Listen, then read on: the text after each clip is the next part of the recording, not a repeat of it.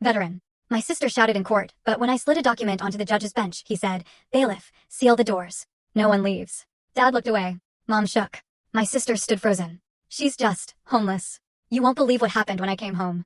Can you imagine serving your country for 25 years, only to have your own sister call the cops on you before you even reached the front porch? I thought I was finally coming home, but what I found was a betrayal so deep, it felt like my entire history had been erased. I stepped out of that taxi, full uniform, duffel bag heavy in my hand, but my heart? It was even heavier with 25 years of unspoken goodbyes and silent battles. The late September air was cool and damp, clinging to my skin, smelling like wet leaves, just like I remembered.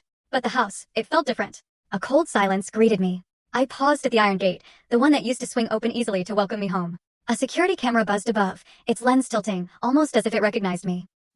But the gate just stayed sealed.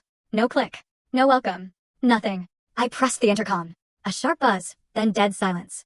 I tried again. "Claire."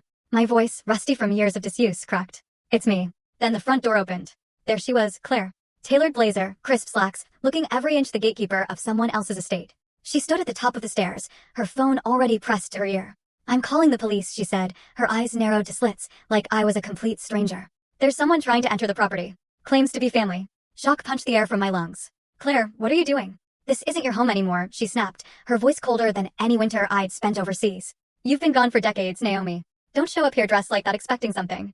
I tightened my grip on my duffel bag, my knuckles white. I just got discharged. I thought. God, I thought I'd see Mom, maybe Dad. She scoffed, a truly cruel sound.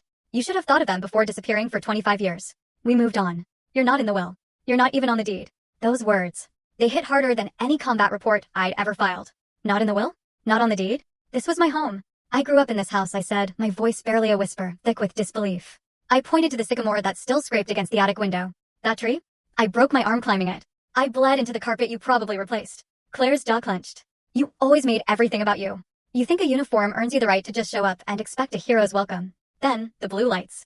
Agonizingly slow, a police cruiser turned onto the street, no siren, just those flashing lights painting everything in stark blues and reds. My gut twisted.